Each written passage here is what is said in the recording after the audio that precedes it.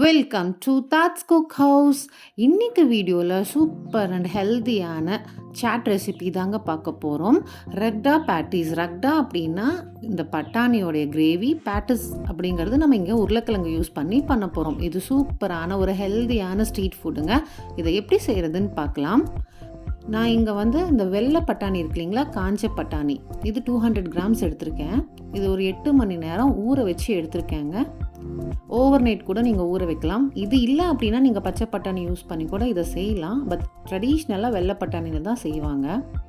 இது கூட 1.5 டீஸ்பூன் அளவுக்கு உப்பும், 1/4 டீஸ்பூன் அளவுக்கு பெருங்காயத்தூள், 1/4 டீஸ்பூன் அளவுக்கு மஞ்சள் தூள் இது சேர்த்திக்கலாம். பெருங்காயத்தூள் சேர்த்துறதுனால நல்ல ஜீரணமாகும். 1 இன்ச் அளவுக்கு இஞ்சியை இந்த மாதிரி நீளமாக ஜுலின் கட் பண்ணி சேர்த்திக்கலாம். இஞ்சியும் ஜீரணத்துக்காக தான் நம்ம சேர்த்துறோம். இன்னொன்று நல்ல ஃப்ளேவர் கொடுக்குங்க. இப்போ இது கூட 1/2 கப் அளவுக்கு தண்ணி சேர்த்திக்கிறேன். தண்ணி கரெக்டான குவான்டிட்டியில் சேர்த்தணும். ரொம்ப லிக்விடியாக இருக்கக்கூடாது. இந்த மாதிரி மூழ்கிற அளவுக்கு பட்டாணி இருக்குது பார்த்தீங்களா, ஸோ இந்த அளவுக்கு போதுமானதுங்க.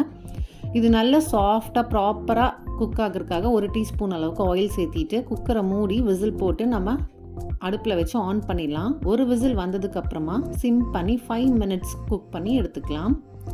இங்கே நான் 1/2 கிலோ உருளைக்கிழங்கு துருவி எடுத்திருக்கேன். உப்பு சேர்த்தாமல் குக் பண்ணி எடுத்திருக்கேன், பாயில் பண்ணியிருக்கேன். அதுக்கப்புறமா இதை பீல் பண்ணிவிட்டு துருவி எடுத்திருக்கேன். துருவி எடுக்கிறதுனால நல்ல நமக்கு பேட்டிஸ் ஈவனாக கிடைக்கும்.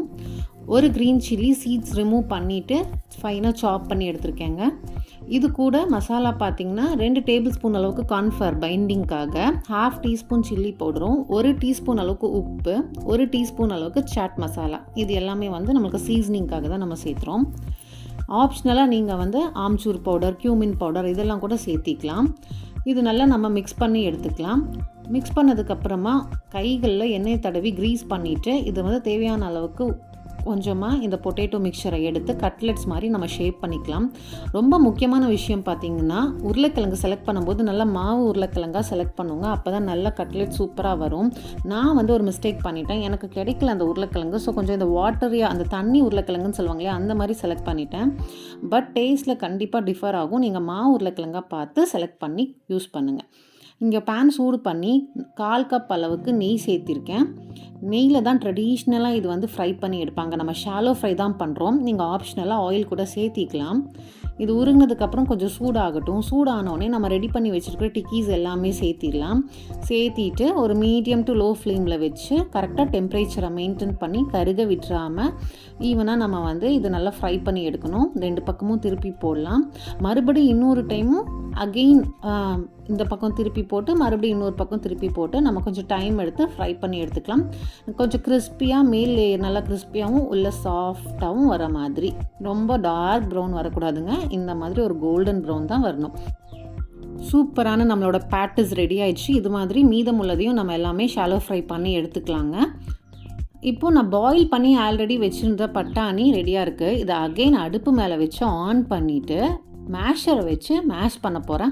இது மாதிரி பண்ணுறதுனால கொஞ்சம் அந்த லிக்விடை தண்ணி தனியாக பட்டாணி தனியாக இருக்குது பார்த்திங்களா, அது இல்லாமல் இது ரெண்டும் கம்பைன் ஆகி ஒரு செமி ஃப்ளோயி கன்சிஸ்டன்சிக்கு வரும்.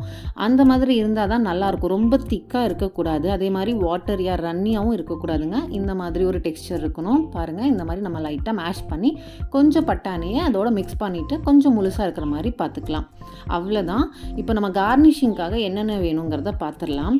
இங்கே 1 கப் அளவுக்கு நான் சேவ், அதாவது ஓமப்பொடி இருக்கு இல்லைங்களா, நைலான் சேவ்னு சொல்கிறது, அது எடுத்திருக்கேன். 2 வெங்காயத்தை இந்த மாதிரி சாப் பண்ணி எடுத்திருக்கேன். 1/2 கப் அளவுக்கு மாங்காயை துருவி எடுத்திருக்கேங்க, சூப்பராக இருக்கும் சேர்த்தும் போது. 2 தக்காளி சாப் பண்ணி எடுத்திருக்கேன். 1/4 கப் அளவுக்கு கொத்தமல்லி இலைகள் நறுக்குனது. 1/4 கப் அளவுக்கு இனிப்பு புளிப்பு சட்னி, அந்த பேரிச்சி சட்னி இருக்கு இல்லைங்களா, அது. 1/4 கப் அளவுக்கு பச்சை சட்னி. இது ரெண்டோடைய ரெசிப்பியும் எப்படி செய்யுதுங்கிற லிங்க் டிஸ்கிரிப்ஷனில் தரேன், செக் பண்ணி பாருங்கள். 1 டீஸ்பூன் மிளகாத்தூள், 1 டீஸ்பூன் வறுத்த சீரகத்தூள், 1 டீஸ்பூன் அளவுக்கு சாட் மசாலா. இது கூடவே நீங்கள் எலுமிச்சை ஜூஸ் சேர்த்திக்கலாம், மாதுளையை சேர்த்திக்கலாம். அப்படி இல்லைன்னா தயிரோட சர்க்கரையை சேர்த்து அரைச்சி அந்த ஸ்வீட் கர்ட் யூஸ் பண்ணலாம். இது எல்லாமே ஒரு ஆப்ஷனல் டேஸ்ட் தாங்க. உங்களுக்கு எப்படி பிடிக்குமோ அப்படி நீங்கள் ஆட் பண்ணிக்கலாம். இப்போ நாம் இதை பிளேட்டிங் பண்ணிடலாம். ஒரு பிளேட்டில் கொஞ்சமாக ரக்டா சேர்த்திக்கலாம், அதாவது அந்த பட்டாணி கிரேவி சேர்த்திட்டு அது மேலே பேட்டிஸ் வச்சுக்கலாம். 2 பேட்டிஸ் ஒரு பிளேட்டிங்க்கு கரெக்டாக இருக்கும். கூடவே கொஞ்சம் இனிப்பு சட்னி, பச்சை சட்னி, சாப் பண்ண வெங்காயம், தக்காளி, கொத்தமல்லி இலைகள், துருவின மாங்காய், இது எல்லாமே கூட குறைய நம்மளோட டேஸ்ட்டுக்கு ஏற்ற மாதிரி நம்மளோட ப்ரிஃபரன்ஸ்க்கு நம்ம சேர்த்திக்கலாங்க. ஓமப்பொடியை கொஞ்சம் தாராளமாக சேர்த்திக்கலாம். அப்போ சாப்பிடும்போது கொஞ்சம் கிறிஸ்பியாக க்ரன்ச்சியாக நம்மளுக்கு பைட் பண்ணுறதுக்கு நல்லாயிருக்கும். ஃபைனலாக மிளகாத்தூள், சாட் மசாலா, வறுத்த சீரகத்தூள் கொஞ்சம் தூவிக்கலாம். அதிகமாக காரம் இல்லாத ரெசிபி, அதனால் தேவையான அளவுக்கு மிளகாத்தூள் கூட நம்ம தூவி சாப்பிட்லாங்க. சூப்பராக இருக்கும். இந்த ரெசிபி உங்களுக்கு பிடிச்சிருக்குன்னு நினைக்கிறேன். பிடிச்சிருந்தா மறக்காமல் லைக் பண்ணிக்கோங்க.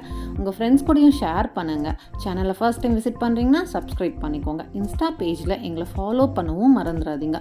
ரொம்ப ரொம்ப ஹெல்த்தியான இன்ட்ரெஸ்டிங்கான இந்த ரெசிபியை கண்டிப்பாக ட்ரை பண்ணியும் பாருங்கள். சூப்பராக இருக்குது பார்த்தீங்களா? மவுத் வாட்டரிங்காக இருக்குது. டேஸ்ட் எப்படி இருக்குன்னு கேட்கலாம். மஸ்து மஸா. சூப்பராக இருக்குங்களாமா. ரொம்ப ரொம்ப சூப்பராக இருக்கும். யம்மியாக இருக்கும். ஈவினிங் ஸ்நாக்ஸ்க்கு சூப்பரான ஒரு ஆப்ஷன் இது. கண்டிப்பாக இதை நீங்கள் ட்ரை பண்ணி பாருங்கள். கிட்ஸ்க்கு ரொம்பவே பிடிக்கும். ரொம்ப ஹெல்த்தியானது கூட. தேங்க்ஸ் ஃபார் வாட்சிங்.